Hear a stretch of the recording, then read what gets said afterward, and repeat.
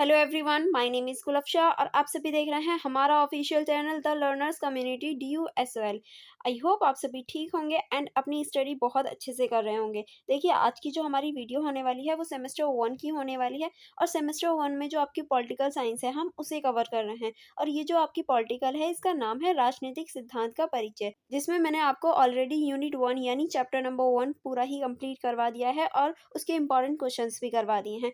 And आज हमारी unit 2 and जो इसकी यूनिट 2 के भी मैं पार्ट 2 कवर करवा चुकी हूँ। आज हमारा यूनिट 2 का पार्ट 3 होने वाला है। तो अगर आपने प्रीवियस वीडियोस नहीं देखी हैं तो आप इसे चेकआउट कर सकते हैं।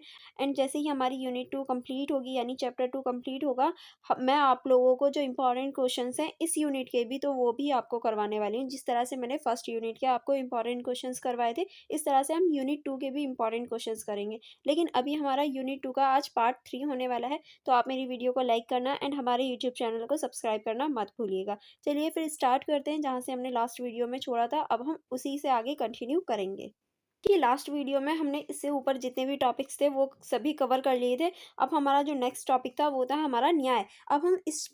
अब हम इस वीडियो में न्याय को देखने वाले हैं। चलिए देख लेते हैं न्याय क्या होता है। न्याय की अवधारणा प्राचीन काल से राजनीतिक व्यवहार और सिद्धांत में महत्वपूर्ण भूमिका निभाती आई है। यानी जो न्याय की अवधारणा है वो प्राचीन काल से ही राजनीति में और सिद्धांत में एक महत्वपूर्ण भूमिका निभाती हुई हमें दिखाई देती है। लेकिन आधुनिक युग में इसमें मूलभूत परिवर्तन आए हैं और जो आधुनिक युग है यानी आज का युग है, इसमें मूलभूत जो परिवर्तन है वो देखने को मिलते हैं। न्याय का संबंध धर्म, नैतिकता, स्वतंत्रता, समानता, अधिकार, कानून, राजनीति और अर्थशास्त्र से जोड़ा जाता है। यानी आज के टाइम पे जो न्याय है उसका जो संबंध है वो धर्म से, नैतिकता से, स्वतंत्रता से, समानता, अधिकार, कानून, राजनीतिक और अर्थशास्त्र से जोड़कर देखा जाता है। सामान्य न्याय व्यक्तियों के बीच समानता, स्वतंत्रता और सहयोग के सिद्धांत में सामंजस्य स्थापित करता है। यानी जो सामान्य न्याय होता है उसका अर्थ होता है कि व्यक्तियों के बीच की जो समानता है, स्वतंत्रता है और सहयोग को बढ़ाने वाली स्थिति को परिभाषित करने का कार्य करता है। पारंपरिक दृष्टिकोण में न्याय के सिद्धांत को स्वतंत्रता और समानता के बीच संतुलन के रूप में देखा जाता है। और अगर हम पारंपरिक दृष्टिकोण से देखें तो न्याय का संबंध स्वतंत्रता और समानता के बीच संतुलन बनाने से होता है, जो समाज के सभी सदस्यों के लिए उपयोगिताओं को ध्यान में रखता है। ठीक है, आगे चलेंगे। आगे हम देखेंगे न्याय की मूर्ति जो आंखों पर पट्टी और हाथ में तराजू लिए हुई है, यह दर्शाती है कि कानून के समक्ष सभी समान हैं। यानी जो न्याय की आपने कोर्ट में देखा होगा या फिर मूवीज वगैरह में देखा होगा, जब कोर्ट की पिक्चर्स या फिर कोर्ट का सीन आता है जहाँ कोर्ट कचहरी होते हैं, जज बैठे होते हैं, तो जज के पास में एक न्याय की मूर्ति दिखाई जाती है जिसके आंखों पर तो काली पट्टी बंधी होती है और हाथ में एक तराजू होता है, जो ये दर्शाने का कार्य करती है कि कानून के समक्ष सभी सामान्य होते हैं। इसीलिए उस मूर्ति की आंखों पर पट्टी बंधी होती है। ये सामान्यता किसी प्रकार के लिंग, धर्म, जाति या वर्ग, रंग, संपत्ति आदि के भेदभाव को नकारती है। न्याय की परिभाषा समय और परिस्थितियों के अनुसार बदलती रहती है और विभिन्न दार्शनिकों ने भिन्न भिन्न कालखंडों में न्याय को अलग अलग रूपों में परिभाषित किया है। और न्याय की जो परिभाषा है वो समय और सिचुएशन के अकॉर्डिंग चेंज होती रहती है। और जो भिन्न भिन्न दार्शनिक हैं उन्होंने भिन्न भिन्न समय के अनुसार, परिस्थितियों के अनुसार अपनी अपनी परिभाषाएं दी हैं। ठीक है, न्याय को लेकर अब हम देखेंगे न्याय का अर्थ एवं अवधारणा कि जो न्याय का अर्थ है वो एक्चुअल में क्या है और इसकी अवधारणा कैसे आई। राजनीतिक सिद्धांत की अन्य अवधारणाओं की तरह न्याय की परिभाषा देना सरल नहीं है। यानी राजनीतिक सिद्धांत की जितनी भी अवधारणाएं वो देना फिर भी सरल है, बट न्याय की परिभाषा देना इतना सरल नहीं है। न्याय की परिभाषा देना बहुत मुश्किल है, क्योंकि हर व्यक्ति के लिए न्याय की जो परिभाषा है वो अलग हो सकती है। विभिन्न दार्शनिकों ने विभिन्न कालखंडों और सामाजिक परिस्थितियों में न्याय की विभिन्न अवधारणाएं प्रस्तुत की हैं। न्याय के लिए अंग्रेजी में जस्टिस शब्द का प्रयोग किया जाता है, जो लैटिन शब्द जस्टिसिया और जस से बना है। यानी अंग्रेजी में हम न्याय को जस्टिस कहते हैं, जो कि लैटिन शब्दों से बना है। लैटिन शब्दों में भी कौन सा, जस्टिसिया और जस से मिलकर बना है जस्टिस। ठीक है, न्याय की अवधारणा में विभिन्न आदर्शों और मूल्यों का समायोजित किया जाता है। और न्याय में हम विभिन्न अवधारणाएं और जो मूल्य हैं उनको देख सकते हैं, उनको साथ में मिलाकर देखा जा सकता है। फ्रांसीसी क्रांति के आधुनिक उदारवादी समाज स्वतंत्रता, समानता और बंधुत्वता को तीन सर्वोच्च मूल्यों के रूप में ये मान्यता दी गई है। यानी अगर हम फ्रांसीसी क्रांति के अधीन कहें तो जो आधुनिक उदारवाद है उसको उसकी जो समाज स्वतंत्रता है, समानता और बंधुत्वता है, उसको 3 मूल्यों में विभाजित किया गया है, ठीक है? आगे चलेंगे, आगे अब हम देखेंगे व्यावहारिक संदर्भ में न्याय राज्य के कानूनों की धारणा से जुड़ा है और हम व्यावहारिक संदर्भ में बात करें तो न्याय जो है वो कानून की अवधारणा से जुड़ा हुआ है। न्याय एक लचीली अवधारणा है जो जन कल्याण की किसी भी धारणा के साथ अनुकूलित की जा सकती है, यानी न्याय जो है वो एक लचीली अवधारणा है जो समाज की जो धारणा है उसके साथ में चेंज की जा सकती है। सामान्य अर्थों में न्याय का तात्पर्य कर्तव्य परायणता और सगुण से है। यह किसी उन्नतिशील सभ्यता का अनिवार्य अंग है। समाज जब अपने सदस्यों के अधिकारों का सम्मान नहीं करता या उनकी आवश्यकताओं को पूरा नहीं करता तब संकट उत्पन्न होता है, यानी जो मेनली संकट होता है वो जब उत्पन्न होता है जो समाज होता है वो अपने अधिकारों की रक्षा और जो समाज के अधिकार होते हैं उनके बारे में नहीं सोचता, सिर्फ अपना-अपना सोचने लगे तब संकट उत्पन्न होता है, ठीक है? क्योंकि हर व्यक्ति के लिए न्याय की जो सोच है या फिर ये कहें न्याय की जो डेफिनिशन है वो अलग हो सकती है। आगे चलेंगे, आगे हम देखेंगे न्याय किसी भी सभ्य समाज के लिए अनिवार्य घटक होता है, यानी न्याय जो है वो किसी भी सभ्य समाज के लिए एक अनिवार्य घटक हो जाता है। न्याय की गणना जब हम एक सगुण के रूप में नहीं करते तो केवल विवरणात्मक न्याय के 2 सिद्धांत शेष रह जाते हैं जो जीवन के श्रेष्ठ तत्वों के वितरण पर आधारित होते हैं। आधुनिक संसार में जिन तत्वों को प्रधानता दी जाती है वह हैं, अब देखेंगे आधुनिक समय में जिन-जिन तत्वों को हम प्रधानता देते हैं। पहला है हमारा आय, सुरक्षा, सम्मान और अवसरों की समानता, ठीक है? न्याय का सिद्धांत इन संसार की संपत्ति, समानता और अवसरों के आवंटन से जुड़ा हुआ है, यानी ये जो है ये हमारे इन सभी के आवंटन से जुड़ा हुआ है। अब हम देखेंगे न्याय की अवधारणा का विकास के जो न्याय है, उसकी जो अवधारणा है उसका विकास किस तरह से हुआ? इसमें आप लिख सकते हैं विभिन्न कालखंडों में प्रमुख राजनीतिक चिंतकों और दार्शनिकों ने न्याय शब्द को एक निश्चित परिभाषा देने का प्रयास किया, यानी जितने भी हमारे कालखंड के दार्शनिक रहे हैं या चिंतनशील व्यक्ति रहे हैं उन्होंने सभी ने न्याय को एक निश्चित परिभाषा देने का प्रयास किया है। यूनानी दार्शनिकों ने न्याय की अवधारणा को सामाजिक व्यवहार से संबंधित माना। न्याय की अवधारणा और उसकी परिक्रिया अभिप्राय लोकतांत्रिक और गैर लोकतांत्रिक शासन व्यवस्था में भिन्न हो सकती है, परंतु दोनों का संबंध सामाजिक व्यवस्था से है। यानी जो यूनान के दार्शनिक होते हैं उन्होंने न्याय को सामाजिक व्यवस्था के साथ जोड़कर देखा और देखिए जो न्याय है उसकी जो अवधारणा है वो लोकतंत्र और अलोकतंत्र दोनों के लिए इम्पोर्टेंट हो जाती है, दोनों के लिए भिन्न भी हो जाती है, क्योंकि जो लोकतंत्र में न्याय होता है वो अलोकतंत्र में न्याय नहीं होता और दोनों के लिए बहुत ज़्यादा इम्पोर्टेंट हो जाता है, ठीक है? अब हम इन सिद्धांतकारों की बात करेंगे तो पहले हम देखेंगे प्लेटो का न्याय सिद्धांत के प्लेटो का न्याय सिद्धांत क्या है। इसके अंतर्गत आप लिख सकते हैं प्लेटो के दर्शन में न्याय का सिद्धांत महत्वपूर्ण है। प्लेटो की पुस्तक द रिपब्लिक का मुख्य केंद्र न्याय की खोज और उसका स्थान निर्धारित करना है, यानी जो प्लेटो हैं उनके लिए जो न्याय है वो एक महत्वपूर्ण सिद्धांत है और उनकी जो बुक है द रिपब्लिक, इन्होंने इसमें जो न्याय है उसको मुख्य केंद्र के रूप में रखा गया है और इसकी खोज और इसकी स्थान के ऊपर इन्होंने बात की है। प्लेटो के अनुसार न्याय मानव आत्मा की उच्च अवस्था है जिसमें तृष्णा, साहस और विवेक शामिल है। व्यक्ति की आत्मा के तीनों गुणों में सामंजस्य ही न्याय है, यानी इन्होंने जो न्याय है उसको व्यक्ति की एक तरह से आत्मा के रूप में बताया है और इसमें तृष्णा, साहस और जो विवेक है उसको शामिल किया गया है और इन तीनों गुणों को सामंजस्य करके ही न्याय बनता है, ठीक है? अब हम देखेंगे अरस्तू का न्याय सिद्धांत। क्या अरस्तू के अनुसार न्याय क्या है या अरस्तू ने न्याय के सिद्धांत क्या दिया है? इनके अनुसार देख लेते हैं। अरस्तू ने न्याय को सामान्य और विशेष न्याय में विभाजित किया। सामान्य न्याय से उसका आशय सामाजिक नैतिकता से है, विशेष न्याय मनुष्य को उचित एवं सामान्य व्यवहार करने की प्रेरणा देता है। यानी देखिए जो अरस्तू हैं उनके अनुसार 2 प्रकार का न्याय होता है, एक होता है सामान्य, एक होता है विशेष न्याय। जो सामान्य न्याय होता है वो सामाजिक नैतिकता के लिए होता है, जो विशेष न्याय होता है वो मनुष्य की उच्चता या सामान्य व्यवहार के ही प्रणाली को हम विशेष न्याय कह सकते हैं। इसके अंतर्गत वह 2 भागों में बांटते हैं और जो हमारा विशेष न्याय है उसको भी ये 2 भागों में बांटते हैं। पहला होता है हमारा संशोधनात्मक न्याय और दूसरा हमारा होता है वितरणात्मक न्याय, ठीक है? अब हम देखेंगे आधुनिक युग में न्याय कि जो आधुनिक युग है इसमें न्याय किसको कह सकते हैं कि न्याय क्या है आधुनिक युग के अनुसार?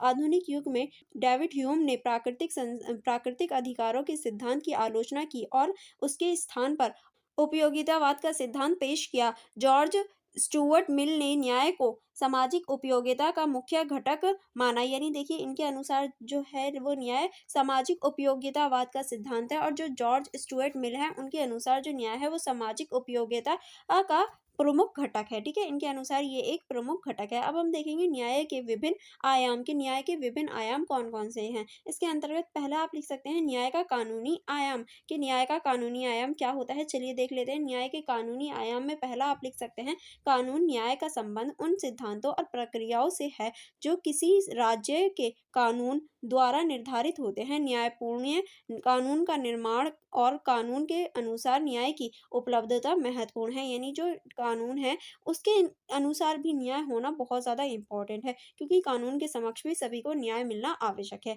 नेक्स्ट आप इसमें लिख सकते हैं न्याय का राजनीतिक आयाम। अब हम देखेंगे न्याय का राजनीतिक आयाम क्या होता है। राजनीतिक न्याय से तात्पर्य बिना किसी भेदभाव के प्रत्येक व्यक्ति को राज्य सत्ता में हिस्सेदारी मिलती है, जिसमें वयस्क मताधिकार और नागरिक अधिकारों की उपलब्धता आवश्यक है। यानी इसके अंतर्गत प्रत्येक व्यक्ति को एक समान न्याय मिलता है, जिसमें उसके वयस्क मताधिकार होते हैं और नागरिक अधिकारों को रखा गया है। ठीक है, चलिए आगे बढ़ेंगे। आगे अब हम देखेंगे न्याय का सामाजिक आयाम। के न्याय का जो सामाजिक आयाम है उसको देख लेते हैं। सामाजिक न्याय जन्म, जाति, धर्म और लिंग के आधार पर भेदभाव को रोकने की कोशिश करता है, ताकि राष्ट्रीय संसाधनों और संपदा का समान वितरण हो सके। यानी जो हमारा सामाजिक न्याय होता है वो जन्म, जाति, धर्म, लिंग आदि के आधार पर जो हमारी सामान्यताएं होती हैं और जो हमारे संसाधन होते हैं उनको समान वितरण में बांटने का कार्य करता है। ठीक है, अब हम देखेंगे न्याय का आर्थिक आयाम। कि न्याय का आर्थिक आयाम क्या होता है, चलिए देख लेते हैं। आर्थिक न्याय का तात्पर्य आर्थिक शोषण का अंत और भौतिक संसाधनों का उच्चतम बंटवारा है। उदारवादी विचारधारा राजनीतिक और सामाजिक न्याय पर बल देती हैं, जबकि मार्क्सवादी और समाजवादी विचारधाराएं वर्ग विभाजन के बिना आर्थिक न्याय की कल्पना नहीं कर सकती। यानी इसमें हम सामाजिक और राजनीतिक जो बदलाव है उनको देख सकते हैं, क्योंकि जो हमारे उदारवादी होते हैं वो राजनीतिक और सामाजिक न्याय की पर बल देते हैं, और जो मार्क्सवादी और समाजवादी हैं ये हमेशा जो हमारे वर्ग होता है उसके विभाजन के बिना कोई भी आर्थिक जो विकास है वो नहीं हो सकता है, ये ऐसा मानते हैं। ठीक है, आगे चलेंगे। आगे अब हम देखेंगे, अगर आपको मेरी वीडियो ज़रा सी भी हेल्पफुल लग रही हो तो आप मेरी वीडियो को लाइक करना मत भूलिएगा। चलिए आगे बढ़ेंगे। आगे हम देखेंगे प्रक्रियात्मक न्याय और तार्किक न्याय। प्रक्रियात्मक न्याय क्या होता है और तार्किक न्याय क्या होता है, इसको देख लेते हैं। न्याय का स्वरूप और भेदभाव किस तरह से, चलिए देखते हैं। सामाजिक जीवन में न्याय का स्वरूप क्या होना चाहिए, इस प्रकार प्रक्रियात्मक न्याय और तार्किक न्याय के संदर्भ में भेदभाव होते हैं। अब हम इसी प्रक्रिया को सही से समझने का प्रयास करेंगे कि जो हमारा प्रक्रियात्मक न्याय होता है और जो हमारा तार्किक न्याय होता है वो क्या होता है और इसमें क्या भेदभाव होता है। पहले हम देखेंगे प्रक्रियात्मक न्याय को औपचारिक या वैधानिक न्याय कहा जाता है, जिसमें प्रक्रिया पर ध्यान दिया जाता है। इसमें इस बात पर महत्व नहीं दिया जाता कि किससे क्या मिलता है, बल्कि यह देखा जाता है कि वितरण की प्रक्रिया न्यायपूर्वक होनी चाहिए। यानी देखिए ये जो है ये हमारी जो प्रक्रियात्मक न्याय है ये प्रक्रिया पर ध्यान देता है और कभी भी इस चीज़ पे ध्यान नहीं देता कि किसको क्या मिल रहा है, बल्कि इस चीज़ पर ध्यान देता है कि जो वितरण है वो न्यायपूर्वक हो रहा है या नहीं हो रहा है। बस इस चीज़ पर ध्यान देने का ये प्रयास करता है। ठीक है, आगे आप इसमें लिख सकते हैं। इसके विपरीत तार्किक न्याय यह मानता है कि वितरण का परिणाम न्यायपूर्वक होना चाहिए, और जो तार्किक न्याय है वो उसका मानना है कि जो वितरण हो रहा है उसका जो परिणाम हो वो न्यायपूर्वक होना चाहिए, और इसके लिए आवश्यक हो तो प्रक्रिया में बदलाव किया जा सकता है, और इसके लिए अगर हमें आवश्यक पड़ रही है प्रक्रिया को बदलने की तो हम प्रक्रिया को भी बदल सकते हैं, ताकि सभी लोगों को न्यायपूर्वक चीज़ें मिल सके। इसमें वितरण की प्रक्रिया से अधिक प्रमाण महत्वपूर्ण होते हैं, और इसमें जो वितरण की प्रक्रिया होते हैं उससे अधिक जो महत्वपूर्ण होता है वो होता है प्रमाण। यानी प्रमाण क्या निकल रहा है वो इम्पोर्टेंट रखता है। ठीक है, अब हम देखेंगे प्रक्रियात्मक न्याय की विशेषताएं। कि जो प्रक्रियात्मक न्याय होता है उसकी क्या विशेषताएं होती है। पहला आप लिख सकते हैं मूल सिद्धांत। यह न्याय औपचारिक और वैधानिक प्रक्रिया पर आधारित होता है, जो कि समकालीन उदारवादी विचारधारा से प्रेरित होता है। ठीक है, नेक्स्ट आप इसमें लिख सकते हैं क्षमता पर बल। इसमें व्यक्ति की योग्यता को प्राथमिकता दी जाती है, ना कि उसकी आवश्यकताओं को। यानी जो क्षमता होती है उस पर बल दिया जाता है, व्यक्ति की जो योग्यता है उसको प्राथमिकता दी जाती है, ना कि जो उसकी आवश्यकता है उसको प्राथमिकता दी जाती है। ठीक है, चलिए आगे बढ़ेंगे। आगे आप इसमें लिख सकते हैं मुक्त बाजारों पर विश्वास। यह मान्यता है कि मुक्त बाजार अपने आप सर्वश्रेष्ठ प्रमाण दे सकते हैं और सरकार को इसमें हस्तक्षेप नहीं नहीं करना चाहिए। यानी इनका मानना है जो मुक्त बाजार होते हैं वो रखने चाहिए, उनमें सरकार द्वारा कोई भी हस्तक्षेप नहीं होना चाहिए। नेक्स्ट आप इसमें लिख सकते हैं प्रमुख चिंतक, यानी इसके जो प्रमुख चिंतक हैं या फिर इसके जो समर्थक हैं उनके नाम में आप पहला लिख सकते हैं हर्बर्ट स्पेसर। नेक्स्ट आप इसमें लिख सकते हैं F.A. हेयक, मिल्टन फ्रीडमैन, रॉबर्ट नाजिक प्रमुख समर्थक हैं। नाजिक ने एनार्की स्टेट ऑफ यूटोपिया में एक सिद्धांत की विस्तार से समझाया है। ठीक है, आगे चलेंगे। आगे अब हम देखेंगे इसमें प्रक्रियात्मक न्याय की समस्याएं। जो हमारी प्रक्रियात्मक न्याय होता है इसकी क्या क्या समस्याएं होती हैं। तो पहली समस्या आप लिख सकते हैं समाज में असमानता। ये सिद्धांत समाज की असमानताओं को नज़रअंदाज करता है और सभी को समान नियमों के तहत चलाने की बात करता है। ठीक है, नेक्स्ट आप इसमें लिख सकते हैं व्यक्तिगत दृष्टिकोण। यह न्याय की संकल्पना को व्यक्तियों के दृष्टिकोणों से देखता है, सामाजिक प्रणाली के रूप में नहीं देखता। ठीक है, नेक्स्ट आप इसमें लिख सकते हैं कल्याणकारी राज्य का विरोध। इसमें सरकारों की भूमिका सीमित मानी जाती है और कल्याणकारी नीतियों को कमजोर किया जाता है। ठीक है, आई होप आपको ये चीज़ें समझ में आ गई होंगी क्योंकि बहुत ज़्यादा इजी थी। अब हम देखेंगे तार्किक न्याय की विशेषता, कि जो तार्किक न्याय होता है उसकी क्या क्या विशेषताएं होती हैं। ठीक है, पहली विशेषता आप लिख सकते हैं समाजवादी दृष्टिकोण। तार्किक न्याय का आधार समाजवादी और मार्क्सवादियों में होता है। इसमें उत्पादन के साधनों पर पूरे समाज का नियंत्रण होना चाहिए। यानी इसके अंतर्गत जो उत्पादन के साधन होते हैं उनका जो नियंत्रण होता है वो पूरे समाज के हाथों में होता है। नेक्स्ट आप इसमें लिख सकते हैं आर्थिक समानताएं। इस न्याय में समान अवसरों के बजाय समान परिस्थितियों का समर्थन किया जाता है जिसमें सभी को समान लाभ होता है। यानी इसमें समान अवसर की बात नहीं की जाती, समान परिस्थिति की बात की जाती है ताकि सभी को समान लाभ हो सके। ठीक है, नेक्स्ट आप इसमें लिख सकते हैं असमानता का विरोध। यह प्रतिस्पर्धा और पूंजीवाद व्यवस्था को असमानता का जनक मानती है। यह गरीब वर्गों को अमीर वर्गों की शर्तों पर काम करने पड़ते हैं। यानी देखिए ये जो है ये प्रतिस्पर्धा और पूंजीवाद का भी विरोध करती है क्योंकि पूंजीवाद में जो अमीर वर्ग होते हैं उनकी शर्तों पर ही गरीब वर्ग को कार्य करना पड़ता है, इसीलिए ये असमानता का विरोध करती हुई दिखाई देती है। ठीक है, चलिए आगे बढ़ेंगे। आगे अब हम देखेंगे जॉन रॉल्स का न्याय सिद्धांत। यानी जो जॉन रॉल्स हैं उनका न्याय सिद्धांत देखेंगे। इसके अंतर्गत आप लिख सकते हैं अमेरिकी दार्शनिक जॉन रॉल्स ने अपनी पुस्तक आ थ्योरी ऑफ जस्टिस 1971 में न्याय के बारे में अपने विचार प्रस्तुत किए। यानी ये जो है इन्होंने अपनी एक पुस्तक लिखी थी आ थ्योरी ऑफ जस्टिस जो कि 1971 में लिखी थी और इन्होंने उसमें अपने न्याय के जो विचार हैं या फिर जो ये सोचते हैं न्याय को लेकर उसके बारे में इन्होंने बताया था। उनका न्याय का सिद्धांत उदारवादी परंपरा का हिस्सा है, लेकिन यह कल्याणकारी राज्य के विचार का समर्थन करते हैं।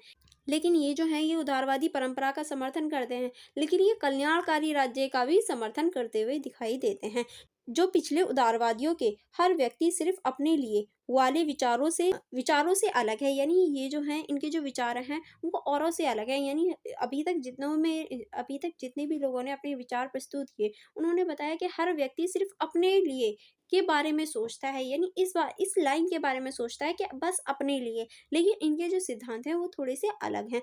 रॉल्स ने प्लेटो, हॉब्स, लॉक और रूसो के सिद्धांतों को शोधित करते हुए अपने सिद्धांतों को तत्कालीन सामाजिक, आर्थिक और राजनीतिक परिस्थितियों के अनुसार ढाला है। ठीक है, चलिए आगे बढ़ेंगे। आगे अब हम इनके बारे में और चीजें देख लेते हैं। आगे आप देख सकते हैं रॉल्स ने डेविड ह्यूम, बैथम और जेम्स मिल के अनुसार लोगों के अधिकतम सुख सिद्धांतों की भी आलोचना की क्योंकि वह इसे न्याय की वास्तविक परिभाषा नहीं मानते। क्योंकि इनका मानना है कि इन लोगों ने जो न्याय की परिभाषा दी है वो एक वास्तविक परिभाषा नहीं है। ठीक है, इसके बजाय उन्होंने सामाजिक समझौते और वितरणात्मक न्याय की अवधारणा का उपयोग करते हुए अपने सिद्धांतों को विकसित किया। और इनकी जो सोच है वो थोड़ी सी अलग है। इन्होंने जो सामाजिक समझौते हैं और जो वितरणात्मक न्याय है उसकी अवधारणा को समझकर अपने सिद्धांतों का विकास करना और उनको विकसित किया था। ठीक, अब हम देखेंगे न्याय के दो प्रकार के पदार्थ, कि न्याय के दो प्रकार के पदार्थ कौन से होते हैं। पहला आप लिख सकते हैं सामाजिक पदार्थ, जैसे आय, संपत्ति, अधिकार, स्वतंत्रता, जिनमें सामाजिक संस्थाएं वितरित होती हैं। यानी ऐसी पदार्थ जिसमें हम सामाजिक संस्थानों को देख सकते हैं, जैसे कि आय हो गया, संपत्ति हो गई, अधिकार हो गए, स्वतंत्रता हो गई और ये सारी चीजें। ठीक है,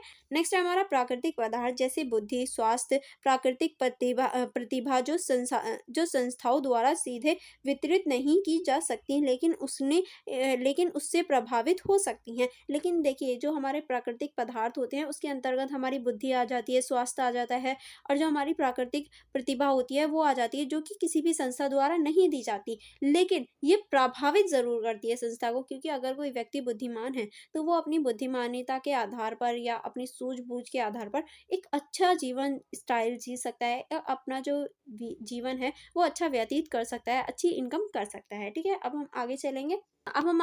आगे है हमारा अज्ञान का पर्दा और मूल्य स्थिति। चलिए देख लेते हैं। लॉक ने अज्ञान के पर्दे का एक विचार प्रस्तुत किया, जिसमें लॉक अपने सामाजिक, आर्थिक और राजनीतिक पृष्ठभूमि नहीं जानते। यानी ये लॉक जो हैं वो अपनी एक ऐसी सिचुएशन को बताते हैं जहाँ पर वो ना तो अपनी सामाजिक, ना आर्थिक, ना राजनीतिक स्थिति को कुछ नहीं जानते। वह मूल्य स्थिति में है, यानी वो एक समान व्यक्ति की तरह है, उसकी कोई स्थिति नहीं है जहाँ उन्हें अपने बारे में कुछ पता ही नहीं है, यानी वो अपने बारे में कुछ नहीं जानते और वह सामाजिक संघर्ष से अनजान होते हैं, और जो भी हमारे सामाजिक संघर्ष हैं वो उससे अनजान होते हैं, जैसे कि एक छोटा बच्चा होता है। इस स्थिति में लॉक ऐसा निर्णय लेते हैं जो सभी के लिए न्याय संगत हो, और उनसे कुछ सवाल पूछे जाते हैं तो उस स्थिति में वो बिल्कुल ऐसा न्याय देते हैं या फिर ऐसी बातें कहते हैं जो सभी के लिए समान हो और सभी पर लागू भी होती हों, क्योंकि वह नहीं जानते ये कि पर्दा हटने पर उनकी स्थिति क्या होगी, क्योंकि वो नहीं जानते कि पर्दा जब हटेगा तो उनकी स्थिति क्या होगी।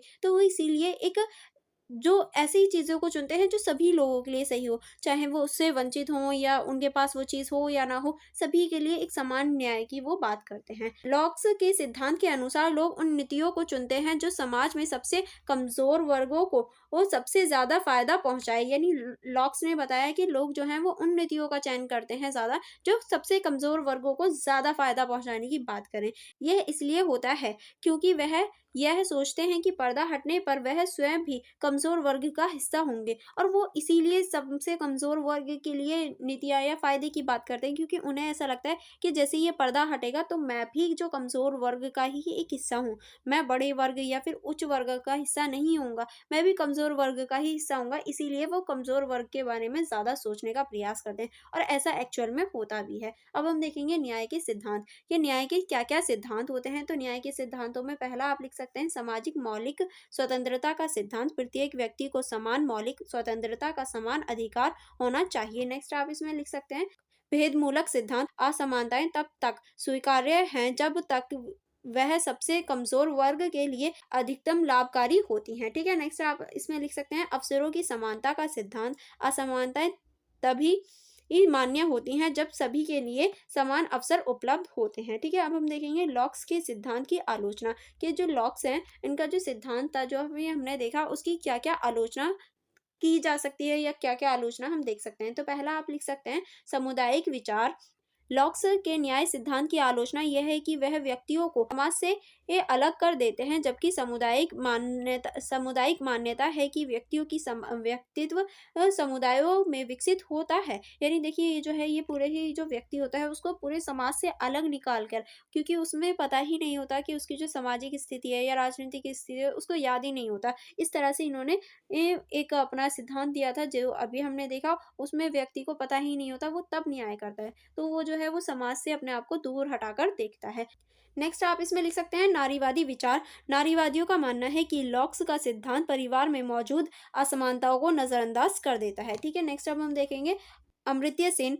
सेन ने सामर्थ्य की अवधारणा प्रस्तुत की जो लॉक के सिद्धांत की आलोचना करती है। उनका कहना है कि समान संसाधन होते हुए भी सभी लोगों की स्वतंत्रता समान नहीं हो सकती। यानी इनका मानना है कि अगर सभी व्यक्तियों को समान संसाधन भी दे दें तो भी समाज में जो समानता है वो नहीं हो सकती, या स्वतंत्रता समान नहीं हो सकती, क्योंकि देखिए हर व्यक्ति की जो बुद्धि है, हर व्यक्ति की जो कैपेसिटी है वो अलग होती है। तो हम कैसे कह सकते हैं कि सभी लोग एक तरह से स्वतंत्र हो जाएंगे या एक तरह पर आ जाएंगे। ठीक है, नेक्स्ट अब हम देखेंगे समष्टिवादी विचार। यह विचार मानते हैं कि रॉल्स का सिद्धांत धनी वर्गों को वो सफलता पहुंचाता है और सामाजिक आर्थिक असमानताओं को कम नहीं करता। ठीक है, नेक्स्ट अब हम देखेंगे स्वच्छतंत्रवादी विचार। इनका मानना है कि रॉल्स का सिद्धांत स्वतंत्रता की कीमत पर समानता को बढ़ावा देता है, जो गलत है। ठीक है, ये इनका मानना है कि जो स्वतंत्रता की कीमत है उसको बढ़ावा देता है और जो कि गलत होता है। नेक्स्ट अब हम देखेंगे मार्क्सवादी विचार। मार्क्सवादियों के अनुसार रॉल्स का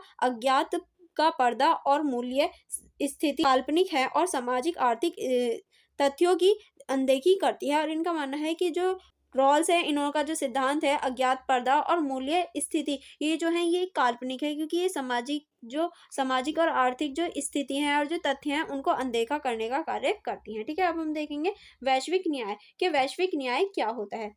वैश्विक न्याय की अवधारणा आधुनिक युग के आरंभ से 21वीं शताब्दी तक राजनीतिक चिंता के लिए मुख्य रूप से राष्ट्र के आंतरिक मुद्दों तक सीमित है। इसका मतलब है कि किस तरह से राज्य अपने नागरिकों के साथ व्यवहार करता है और नागरिकों के बीच बीच संबंध कैसे बनाने चाहिए। अंतर्राष्ट्रीय स्तर पर राष्ट्रीय और व्यक्तियों के बीच व्यापार का प्रश्न गढ़ रहा है और इसे अंतर्राष्ट्रीय संबंधों के सिद्धांतकारों के लिए छोड़ दिया गया है। ठीक है, अब हम देखेंगे वैश्विक न्याय के मुद्दे, कि वैश्विक न्याय के क्या क्या मुद्दे होते हैं। चलिए देख लेते हैं वैश्विक न्याय के मुद्दे। इसके अंतर्गत पहला आप लिख सकते हैं वितरणात्मक न्याय। इसमें धन संपत्ति और संसाधनों के न्यायपूर्ण वितरण का सवाल शामिल, जैसे क्या अमीरों का नैतिक कर्तव्य है कि वह गरीबों की मदद करें। यानी इसमें ऐसे प्रश्नों को रखा गया है जो हमारी नैतिकता के ऊपर आधारित हैं, जैसे कि क्या अमीरों का ये फर्ज है कि वो जो है वो गरीबों की मदद करें।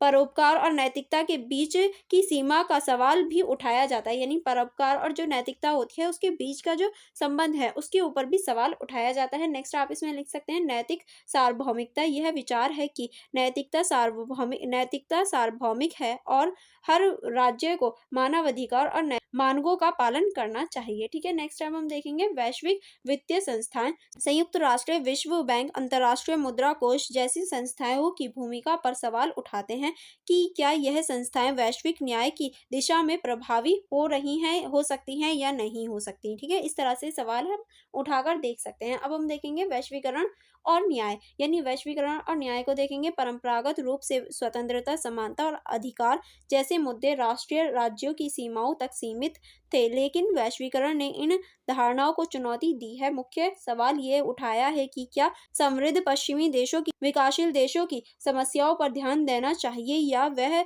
केवल प्राकृतिक संसाधनों के दोहन तक ही सीमित रहेंगे। ठीक है, नेक्स्ट अब हम देखेंगे वैश्विक न्याय के 5 दृष्टिकोण, यानी जो हमारा वैश्विक न्याय है उसके जो 5 दृष्टिकोण है, जो प्रमुख 5 दृष्टिकोण हैं उनको देखेंगे। पहला आप इसमें लिख सकते हैं राष्ट्रीयवाद। इसमें नैतिक कर्तव्यों को न्याय की सीमाओं तक सीमित माना जाता है। न्याय के कल्याणकारी लाभ केवल उसके निवासियों को ही मिलते हैं। ठीक है, नेक्स्ट आप इसमें लिख सकते हैं यथार्थवाद। यथार्थवादियों का मानना है कि वैश्विक न्याय जैसी कोई चीज नहीं होती, राज्य केवल अपने हितों की सुरक्षा करता है और वैश्विक न्याय उनके सामरिक हितों को बढ़ावा देती है। यानी इनका मानना है कि वैश्विक न्याय जैसी कोई भी चीज नहीं होती, राज्य सिर्फ अपने हितों की रक्षा करने का कार्य करता है। अब हम देखेंगे नेक्स्ट है हमारा विशिष्टतावाद को देख लेते हैं। इनके अनुसार नैतिक मापदंड समाज की परंपराओं से उत्पन्न होती हैं। हर समाज में अपने अलग अलग मापदंड होते हैं और राज्य की सीमाओं के ढीले पड़ने से आंतरिक समस्याएं उत्पन्न हो जाती हैं। ठीक है, चलिए आगे चलेंगे। आगे अब हम देखेंगे वैश्विक बंधुत्वता। यह मानते हैं कि नैतिकता सार्वभौमिकता है और सभी मनुष्य उसके अंतर्गत आते हैं, चाहे वह किसी भी राज्य और जाति धर्म के हों। ठीक है, आगे चलेंगे। आगे आप इसमें लिख सकते हैं राज्य की समाज परंपरा। इसमें राज्य की एक विशिष्ट इकाई होती है जो साझा हितों और नैतिक नियमों पर असहमति बनाती है। रॉल्स के अनुसार विभिन्न देशों के प्रतिनिधियों द्वारा एक ऐसी व्यवस्था चुनी जाती जिसमें कोई यह नहीं जान पाएगा कि वह किसका प्रतिनिधित्व कर रहे हैं, जिससे निष्पक्ष निर्णय लिया जा सके। यानी इनके अनुसार एक ऐसी व्यवस्था होनी चाहिए जिसमें पता ही ना चले कि हम किसका समर्थन कर रहे हैं, जिसकी वजह से जो सही है उसको देखा जा सकता है। यानी जो एक्चुअल में रियलिटी होनी चाहिए। जैसे कि अगर हम चुनावी प्रणाली देखें तो हमें पता होता है कि हाँ, ये जो है ये कमल है, ये हाथ है, ये जो है ये आम आदमी पार्टी है, ये बीजेपी वाले हैं। अगर हमें सिर्फ ये पता हो कि अगर ये वाली सरकार आएगी, मतलब सरकार का नाम ना हो, बस ये हो कि अगर आपको नौकरी पानी हो तो इस चिन्ह को वोट दें, अगर आपको स्वास्थ्य सेवा लेनी हो तो इस चिन्ह को वोट दें, अगर सफाई करवानी है तो इस चिन्ह को वोट दें, तो जो एक्चुअल में लोग चाहते हैं उस तक पहुंच पाएंगी वोट। ठीक है, तो इस तरह से हमें निष्पक्ष निर्णय लेने में आसानी होगी। ठीक है, चलिए आगे बढ़ेंगे। आगे अब हम देखेंगे रॉल्स का दृष्टिकोण।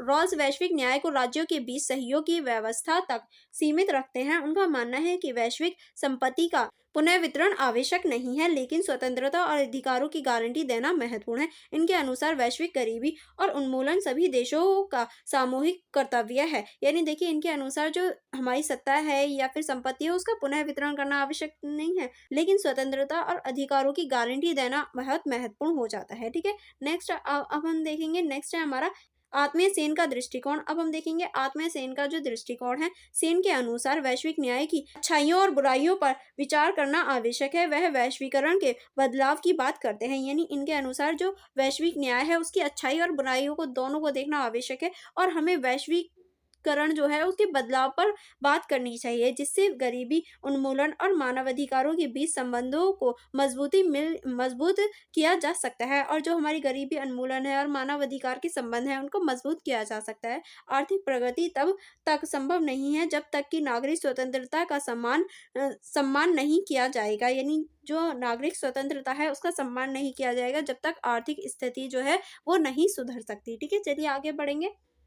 आगे अब हम देखेंगे यूएनडीपी की रिपोर्ट जो कि आई थी 1990 में। इसमें वैश्विक न्याय के इस संदर्भ में विचार प्रस्तुत किए गए, जैसे अंतर्राष्ट्रीय निगमों के लिए आचार संहिता और वैश्विक व्यापार संगठन के लिए नए नियम, जिसमें बहुराष्ट्रीय कंपनियां उद्योगों पर अपना नियंत्रण ना कर सकें। यानी देखिए, ऐसे जो बहुराष्ट्रीय कंपनियां हैं या फिर अंतर्राष्ट्रीय स्तर की चीजें हैं, उनके लिए नई नई चीजें बनाई गई, जैसे कि आचार संहिता हो गया, और जो हमारे विश्व व्यापार संगठन है उनके लिए न्याय हो गया, और जो बहुराष्ट्रीय कंपनियां हैं उन पर थोड़ा सा नियंत्रण हो गया, ताकि वो एक ही चीज पर अपना पूर्ण नियंत्रण ना कर ले। तो ये सारी चीजें हम देख सकते हैं। ठीक है, अब हमारा नेक्स्ट टॉपिक है अधिकार, जो कि हम नेक्स्ट वीडियो में करेंगे। आई होप आपको अभी तक ये पूरी ही वीडियो अच्छी लगी हो, एंड आपको सारी ही चीजें समझ में आ गई हों।